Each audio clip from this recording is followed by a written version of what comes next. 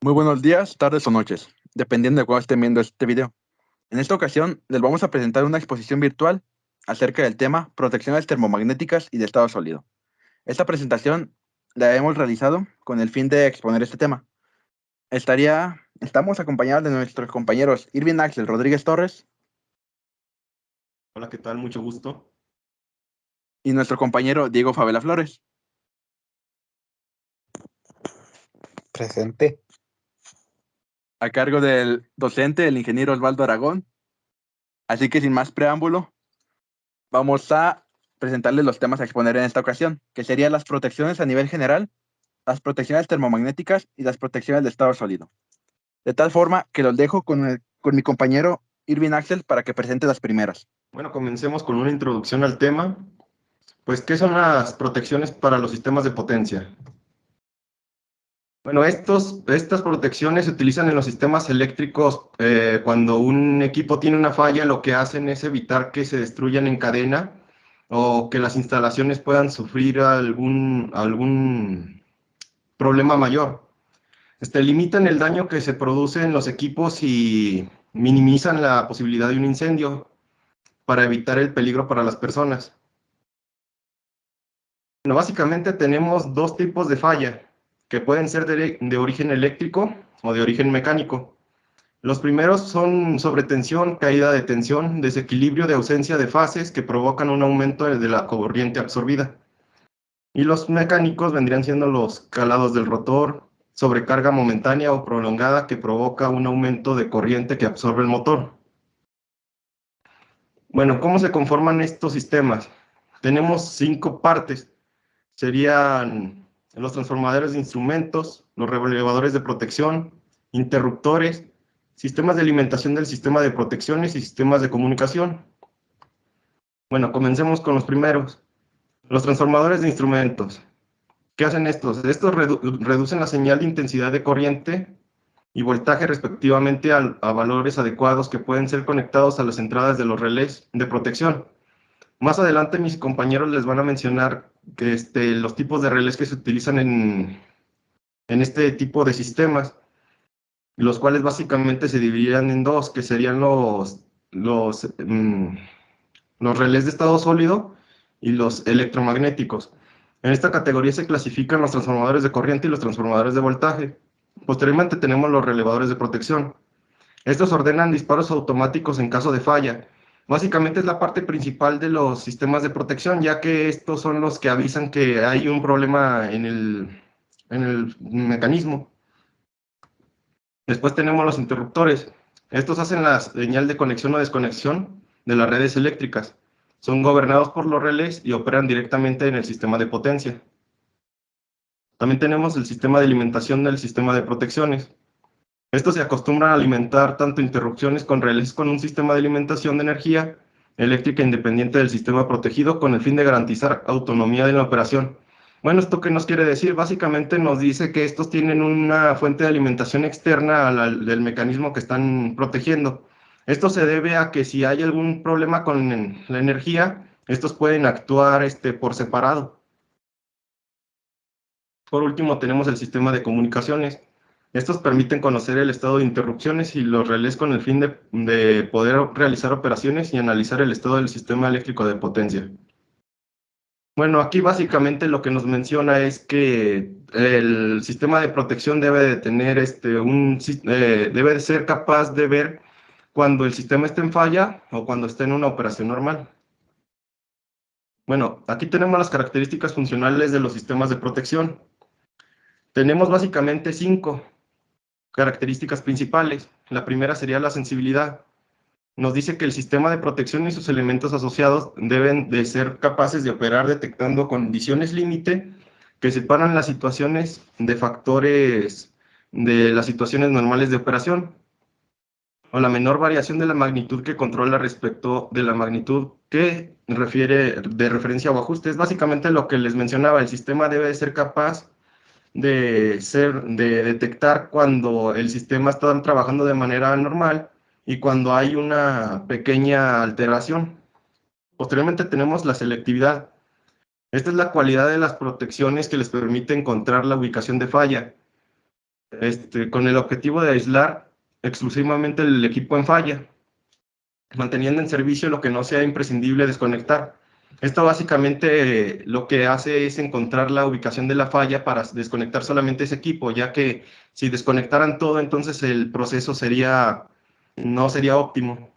Después tenemos la rapidez, es la capacidad de operación en el mínimo tiempo posible.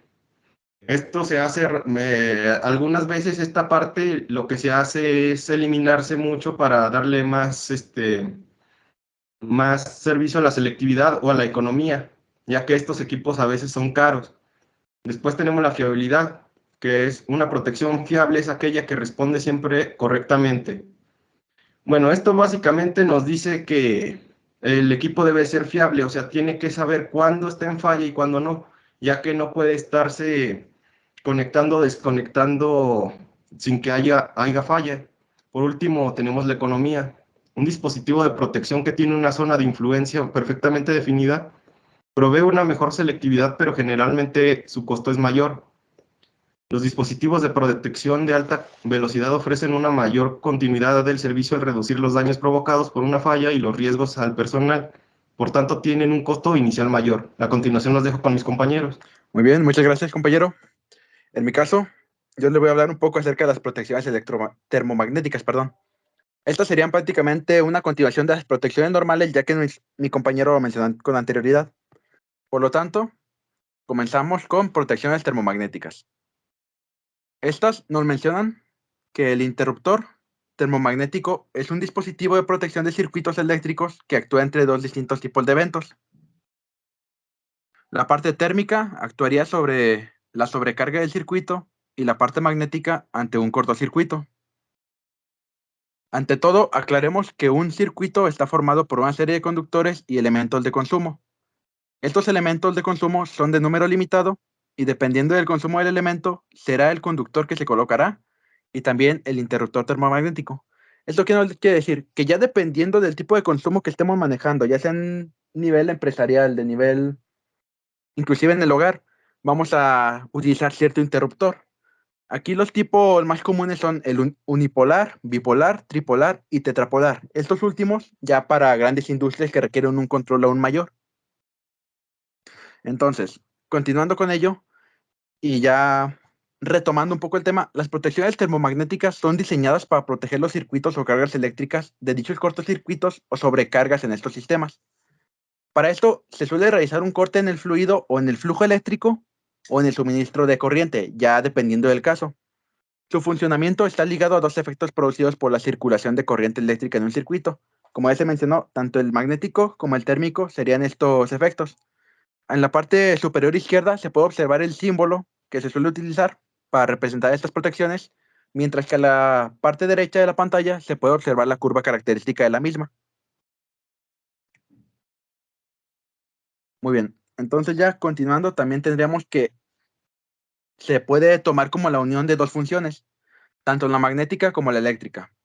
Para esta primera es cuando circula la corriente por el electroimán, lo cual nos permite crear una fuerza o un campo magnético, el cual al momento de que sobrepasa el cenit de ajuste de corriente actúa mediante un dispositivo mecánico y abre el contacto para proteger la carga del circuito, lo cual permite que se haga un cortocircuito prácticamente, que la corriente ya no pueda pasar, que se mantenga en un solo lugar. Y la eléctrica, esta sería gobernada por una lámina biometálica que se calienta debido a la circulación de corriente que pasa a través de ella. Y cuando este valor ya es demasiado o ya está por encima de lo habitual, esta va a sufrir una deformación que ocasiona un movimiento mecánico y este a su vez provoca la apertura del contacto cortando nuevamente el flujo eléctrico. Ya en base a estos existiría la tercera parte que sería el complemento. ¿Por qué? Porque estas funciones mencionadas con anterioridad se utilizan en este dispositivo que estamos explicando, ya que en base a este pueden usar una buena acción como protección. El campo magnético para los cortocircuitos y el térmico para la sobrecarga respectivamente. Además de esta desconexión automática, el aparato está provisto de una palanca que permite la desconexión manual de la corriente y que esta misma se rearme de una manera automática cuando se haya producido la desconexión. Esto es lo que mencionaba con anterior mi compañero Axel. Estas máquinas deben de ser fiables para el usuario. Ya en caso de que estas no funcionen de manera automática, va a existir siempre un sistema de seguridad que sea que sea activado mediante el humano. Ya en caso de que la falla continúe presente en este circuito, no se va a permitir que se rearme y que continúe con su ejercicio tal cual, sino hasta que haya una solución a ese problema. Entonces, aparte de esto, también tenemos ciertas características y ciertos tipos dependiendo del interruptor. Normalmente las características que los definen a todos, sin importar el tipo, son que tienen cierto nivel de amperaje, un número de polos, el poder de corte y el tipo de curva de disparo. Este último clasificado en el tipo B, C, D y MA. Por ejemplo, aquí tenemos un ejemplo corto, un interruptor termomagnético que es de una curva C a 16 amperios con 4 polos y a una frecuencia de 4.5 kiloamperios. Además de que estos existen dos interruptores, uno para instalar o soportar el riel omega riel DIN, o sea, dos tipos de rieles, y el otro para enchufar a los breakers o a las cajas breakers. Ya como mencioné anteriormente, tenemos los tipos tanto unilaterales, que sería de un solo polo, bipolares de dos polos, tripolares de tres polos y tetrapolares de cuatro a más polos. Ya continuando con esto, también tendríamos el ejemplo de interruptores termomagnéticos en el mercado. Ya esta diapositiva sería un poco más de resumen de todo lo anterior, ya que nos menciona que este dispositivo consta de tanto un electroman como una lámina bimetálica, ambas que se conectan en serie y por las que circula la corriente que va hacia la carga. Y ya como mencioné, estos previenen las sobrecargas y hacen ejecutar ciertos cortocircuitos. Ya más adelante se puede observar cómo la ficha técnica consta de cada tipo, ya sea de un polo, dos polos y tres polos. Ya dependiendo de los mismos, se muestra algún código y el tipo de corriente que soportaría dependiendo del código. También se puede observar la estructura interna del mismo. La estructura interna consta de un contacto móvil que siempre va a estar en una posición abierta, una conexión o plugin, un dispositivo térmico bimetálico, un mecanismo de encendido y varios elementos que se observan en la imagen. Las características del mismo, estas están más enfocadas hacia un solo elemento, que sería el que se menciona aquí, uno que está disponible en el mercado. Estos poseen un ancho de 3/4 de pulgada, los conductores están fabricados en cobre, el modelado de material es poliámida, tiene ciertas características de disparo y la corriente suele estar entre 10, 15, 20, 30, 40, 50 y 60 amperios. La capacidad de interruptiva es de 10 kiloamperios y suele estar desarrollado por una conexión de cables de cobre o aluminio del calibre 14. Y ya por supuesto tiene su propia certificación dependiendo de las normas, en este caso la ANSE o la ACME. También tendríamos a continuación el tema de las especificaciones técnicas, para lo cual ya hay una información más general acerca de las normas de referencia, el número de polos, las características de disparo, entre otras. Las principales aplicaciones, como les mencionamos durante toda esta presentación, son la protección de circuitos derivados y alimentadores en instalaciones domésticas, comerciales e industriales, la instalación en centros de carga y tableros de alumbrado, el control y la protección contra sobrecargas y cortocircuitos en una instalación monofásica, es decir, de un polo, y esta misma protección ante cortocircuitos ya en sistemas de mucho más cantidad de fases, que serían más comúnmente de dos y de tres polos. Prácticamente esto sería todo en cuanto a las protecciones eléctricas, por decirlo de algún modo. Así que simplemente sería hasta aquí mi participación, dejando paso a mi compañero Diego. Bueno, muchas gracias, compañero Brian, compañero Axel. Enseguida yo les voy a presentar lo que vienen siendo las protecciones de estado sólido. Tenemos que en los sistemas de potencia que utilizan dispositivos de estado sólido, como los dispositivos de semiconductores para controlar el flujo de energía eléctrica, también suelen incluir protecciones para prevenir daños en el equipo y garantizar la seguridad del sistema en general. Enseguida tenemos algunas de las protecciones comunes en los sistemas de potencia de estado sólido. La primera que tenemos es la protección contra sobrecorriente. Esta protección se activa cuando la corriente eléctrica que fluye a través del sistema sea de nivel nominal o diseñado, lo que puede dañar el equipo o provocar fallas en el sistema.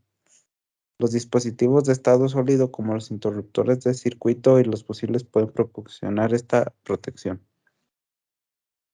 Enseguida tenemos la protección contra sobretensión.